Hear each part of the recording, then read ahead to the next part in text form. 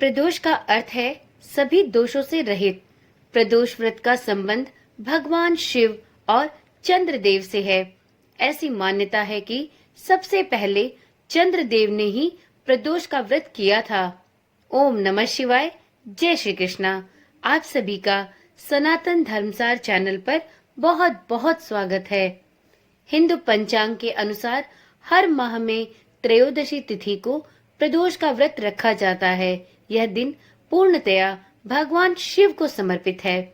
इस दिन शिव जी की पूजा अर्चना करने से शुभ फलों की प्राप्ति होती है। प्रत्येक माह में 2 बार त्रयोदशी तिथि आती है, एक कृष्ण पक्ष की और दूसरी शुक्ल पक्ष की। अभी मार्च का महीना चल रहा है, इस दौरान दूसरा प्रदोष व्रत रखा जाएगा। आज की वीडियो में हम जानेंगे साल 2024 में मार्च माह का दूसरा प्रदोष कब पड़ने वाला है, दूसरे प्रदोष व्रत की शुभ तिथि क्या होगी, इसके साथ ही पूजा का शुभ मुहूर्त क्या होगा। तो चलिए देर न करते हुए वीडियो को शुरू करते हैं। इस साल मार्च माह का दूसरा प्रदोष व्रत 22 मार्च को रखा जाएगा, जो शुक्रवार के दिन है। अब चूंकि ये शुक्रवार के दिन है तो इसे शुक्र प्रदोष व्रत के नाम से जाना जाएगा। त्रयोदशी तिथि का आरंभ दिनांक 22 मार्च दिन शुक्रवार को सुबह 8:21 से प्रारंभ होगा और यह त्रयोदशी तिथि अगले दिन अर्थात 23 मार्च को सुबह के 6:11 पर समाप्त होगी। तो वीडियो में आगे जानते हैं प्रदोष व्रत करने की पूजा विधि। प्रत्येक चंद्र मास की त्रयोदशी तिथि के दिन प्रदोष व्रत रखने का विधान है। यह व्रत कृष्ण पक्ष और शुक्ल पक्ष दोनों में किया जाता है। सूर्यास्त के बाद के 2 घंटे 24 मिनट का समय प्रदोष काल के नाम से जाना जाता है। यह समय प्रदेशों के अनुसार थोड़ा बहुत बदलता रहता है। सामान्यतः सूर्यास्त से लेकर रात्रि आरंभ होने तक के मध्य की अवधि को प्रदोष काल में लिया जा सकता है। ऐसा माना जाता है कि प्रदोष काल में भगवान भोलेनाथ कैलाश पर्वत पर प्रसन्न मुद्रा में नृत्य करते हैं। जिन जनों को भगवान श्री भोलेनाथ पर अटूट श्रद्धा विश्वास हो, उन लोगों को त्रयोदशी तिथि में पड़ने वाले प्रदोष व्रत का नियम पूर्वक पालन करके उपवास अवश्य करना चाहिए। यह व्रत उपवासक को धर्म तथा मोक्ष से जोड़ने वाला और अर्थ काम के बंधनों से मुक्त करने वाला होता है। शास्त्रों के अनुसार प्रदोष व्रत को रखने से 2 गायों के दान के समान पुण्य फल प्राप्त होता है। प्रदोष व्रत को लेकर एक पौराणिक तथ्य सामने आता है कि एक दिन जब चारों ओर अधर्म की स्थिति होगी, अन्याय और अनाचार का एकाधिकार होगा, मनुष्य में जब स्वार्थ की भावना अत्यधिक हो जाएगी, तब व्यक्ति सत्कर्म करने के स्थान पर नीच कार्यों को अधिक करने लगेगा। उस समय जो व्यक्ति त्रयोदशी का व्रत रखकर शिव आराधना करेगा, उस पर भगवान भोलेनाथ की विशेष कृपा होगी।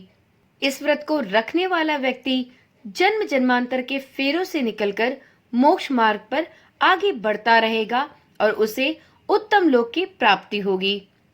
प्रदोष व्रत करने के लिए उपवासक को त्रयोदशी के दिन प्रातः सूर्य उदय से पूर्व उठना चाहिए। नित्य कर्मों से निवृत्त होकर भगवान श्री भोलेनाथ का स्मरण करें। इस व्रत में आहार नहीं लिया जाता। पूरे दिन उपवास रखने के बाद सूर्यास्त से 1 घंटा पहले स्नान आदि करके श्वेत वस्त्र धारण करें।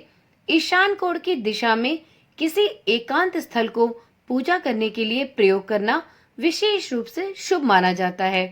पूजा स्थल को गंगा जल या स्वच्छ जल से शुद्ध करने के बाद गाय के गोबर से लीपकर मंडप तैयार करें। अब इस मंडप में पद्म पुष्प की आकृति 5 रंगों का उपयोग करते हुए बनाएं। प्रदोष व्रत की आराधना करने के लिए कुशा के आसन का प्रयोग करें। इस प्रकार पूजन क्रिया की तैयारियां कर उत्तर पूर्व दिशा की ओर मुख करके बैठे। अगर आपको प्रदोष व्रत रखना है तो सर्वप्रथम आचमन करके स्वयं को शुद्ध करें और प्रदोष व्रत को रखने का संकल्प ले। प्रदोष व्रत का संकल्प लेने के लिए अपने हाथ में पवित्र जल, फूल और अक्षत लेकर व्रत रखने का संकल्प ले। इसके बाद भगवान शिव को भांग, धतूरा, फल फूल, मदार के पत्ते, बेलपत्र, नैवेद्य आदि चीजें अर्पित करें। इसके बाद विधि पूर्वक भगवान शिव और माता पार्वती की पूजा अर्चना करें। पूजा स्थल पर भगवान शिव की प्रतिमा या मूर्ति अवश्य स्थापित करें और विधि विधान के साथ भगवान शिव और माता पार्वती की पूजा अर्चना करें। प्रदोष व्रत के दिन पूरे दिन उपवास रखें। इस दिन निर्जला उपवास करना और भी फलदायी माना जाता है। शाम के समय में प्रदोष काल के समय भगवान शिव की पूजा अर्चना करने के बाद फलहार से आप अपना व्रत खोल सकते हैं। प्रदोष व्रत में संध्या के समय प्रदोष काल में शिव जी की पूजा करना विशेष रूप से अनिवार्य माना जाता है। प्रदोष व्रत में आप प्रदोष की संध्या काल के समय में घर के मंदिर में गोधूली बेला में दीपक जलाएं, फिर शिव मंदिर या घर में ही भगवान शिव का अभिषेक करें और शिव परिवार की विधिवत पूजा अर्चना करें। इसके पश्चात ही आप फलहार के द्वारा अपने व्रत को खोल सकते हैं। बहुत लोगों का प्रश्न होता है कि प्रदोष व्रत में क्या खाएं, क्या ना खाएं। तो देखिए, प्रदोष व्रत के दौरान अनाज, फलियां, नमक, प्याज, लहसुन इत्यादि से परहेज करते हुए सात्विक भोजन का सेवन किया जाता है। फलों का सलाद, कुट्टू पूरी, शकरकंद, फलों की लस्सी, दूध और दूध से बने उत्पाद आप ले सकते हैं। प्रदोष व्रत में लाल मिर्च, अन्न, चावल और सादा नमक नहीं खाना चाहिए। वैसे तो प्रदोष व्रत में सबसे उत्तम फलहार पर ही रहना माना गया है, परंतु कुछ लोग लो ब्लड प्रेशर की वजह से बिना नमक खाए प्रदोष व्रत धारण नहीं कर पाते। तो ऐसी स्थिति में प्रदोष व्रत के उपवास में केवल सेंधा नमक का सेवन ही मान्य है और सादे नमक का सेवन पूर्णतः वर्जित है। ऐसा इसलिए क्योंकि सेंधा नमक पूर्णतः शुद्ध माना जाता है।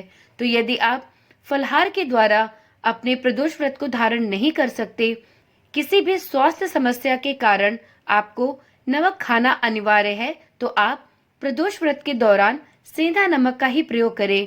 कभी भी भूलकर आप सादे नमक का सेवन प्रदोष व्रत के दौरान ना करें। अक्सर महिलाओं का ये प्रश्न भी आता है कि प्रदोष व्रत को क्या माहवारी के दौरान भी किया जा सकता है। तो चलिए वीडियो में आगे जानते हैं कि क्या प्रदोष व्रत को माहवारी के दौरान किया जाना चाहिए। तो मित्रों, हमारे सनातन धर्म में जन्म, मृत्यु इत्यादि के सूतक होने पर भी देव स्थल पर नहीं जाने और देव विग्रह और धर्म ग्रंथों को स्पर्श न करने की सदियों से परंपरा चली आ रही है तथा धर्म ग्रंथों में भी इसकी मनाही है। पर ऐसी स्थिति में मन से प्रार्थना करने और मौखिक मंत्र जप करने की कोई मनाही किसी भी शास्त्र में नहीं की गई है।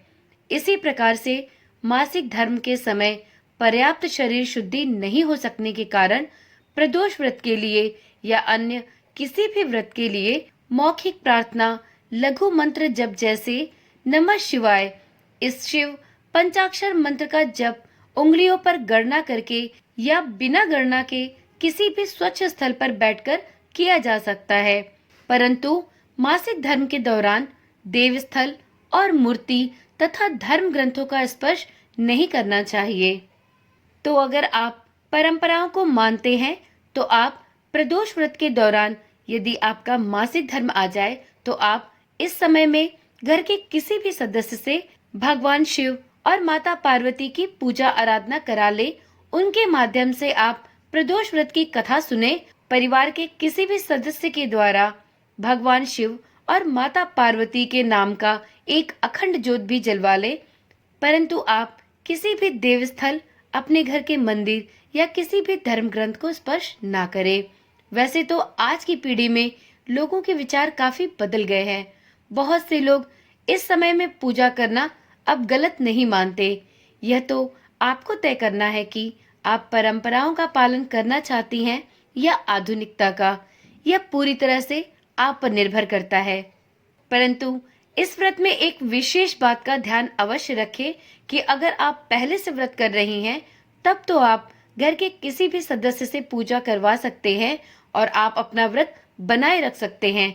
लेकिन यदि आप पहली बार प्रदोष का व्रत शुरू करने जा रही हैं और उस बीच में आपको माहवारी की समस्या उत्पन्न हो जाए, तब आप इस व्रत को ना रखें। तो जब अगला प्रदोष व्रत आए और आप पूर्णतः शुद्ध रहें, तब आप प्रदोष व्रत को पहली बार प्रारंभ करें। तो इस प्रकार आपके सारे सवालों के जवाब इस वीडियो के माध्यम से मैंने दे दिए हैं। फिर भी यदि आपका कोई भी प्रश्न प्रदोष व्रत से संबंधित हो तो आप कमेंट के माध्यम से पूछ सकते हैं। इसका जवाब आपको जरूर दिया जाएगा। साथ ही यदि आप प्रदोष का व्रत करते हैं तो प्रदोष व्रत से संबंधित आपको प्रदोष व्रत की कथा भी अवश्य ही सुननी चाहिए। मित्रों, प्रदोष व्रत के दिन प्रदोष व्रत कथा भी इस चैनल पर डाली जाएगी। यदि आप प्रदोष व्रत करते हैं तो उस दिन इस कथा का श्रवण करना ना भूलें। यदि आपको इस चैनल पर दी गई जानकारियां पसंद आती हैं और आपको ज्ञानवर्धक लगती हैं तो इस चैनल को सब्सक्राइब करें, जिससे कि इसी प्रकार की आने वाली वीडियोस आपको बिना किसी रुकावट के प्राप्त होती रहे। तो चलिए कल मिलते हैं एक नई वीडियो, एक नई जानकारी के साथ। तब तक के लिए ओम नमः शिवाय, जय श्री कृष्णा, राधे राधे।